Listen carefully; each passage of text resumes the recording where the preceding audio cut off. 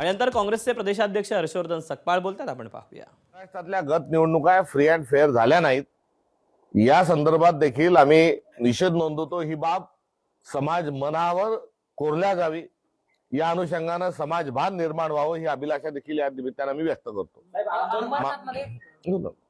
या सर्व पार्श्वभूमीवर निवडणुकीमध्ये भारतीय जनता पक्षाने जे यश मिळवलं आहे ते आणि त्यांच्या मित्रपक्षांचं यश हा पूर्ण मॅन्डेट नाही।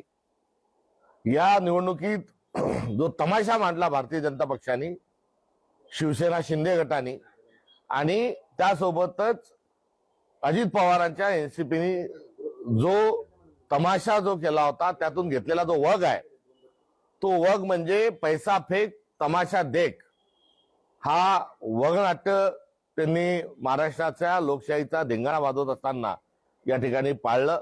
आणि अशा एकंदरीत परिस्थितीमध्ये काँग्रेस पक्षाला मिळालेलं यश हे महत्वाचं आहे आणि विरोधी पक्ष या नात्यानं आमच्या पक्षाला मिळालेला जो मॅन्डेट आहे त्यानुसार विरोधी पक्ष या नात्यानं आम्ही कार्यरत राहू, ही या निवडणुकीची कारण मीमांसा आणि त्या संदर्भातली देखील भूमिका आम्ही मांडतो। महानगरपालिकांच्या ज्या निवडणुका आहेत, या निवडणुकीमध्ये तोच कित्ता गिरवला जातोय। मतदार यादीतले 2 स्टार ठेवू सांगितलं होतं, ते 2 स्टार यावेळेस काढून टाकण्यात आलेले आहे आणि निवडणूक आयोगाने एकंदरीत जी खेळी केलेली आहे त्या खेळीतून ओट चोरी ही वारंवार कशी होते हे सिद्ध झालेलं आहे। हे देखील या निमित्तानं मी आपल्या निदर्शनास आणून देऊ इच्छितो।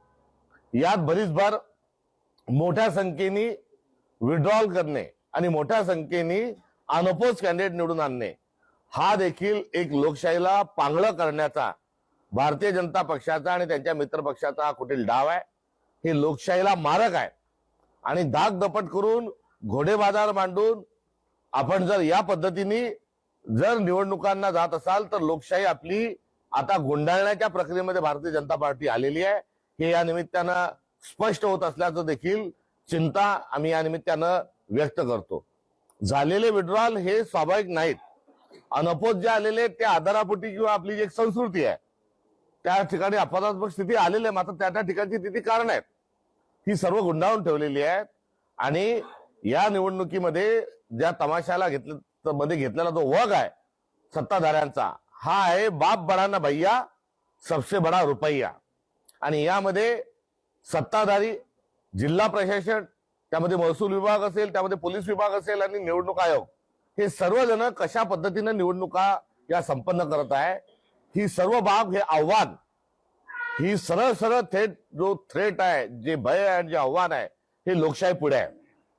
आणि भारताच्या नागरिकांना आमचं अर्थ स्वरूपाची हाक आहे की राजकीय पक्ष या नात्यानं हे आमचे हेतू आरोप नाहीत, या संदर्भामध्ये गांभीर्याने आपण सर्वांनी लोकशाहीला आणि एकंदरीत या प्रक्रियेला घेतलं पाहिजे। त्यासाठी डोळस दृष्टिकोनातून आपण याकडे। दरम्यान सत्ताधारी पक्षांकडून या लोकशाहीची पूर्णपणे थट्टा सुरू असून वगनाट्याचा जो त्यांनी खेळ मांडलेला आहे त्यामध्ये पैशांचा अमाप वापर होत असल्याचा आरोप काँग्रेसचे प्रदेशाध्यक्ष हर्षवर्धन सकपाळ यांनी केला आहे। एबीपी माझा, उघडा डोळे बघा नीट।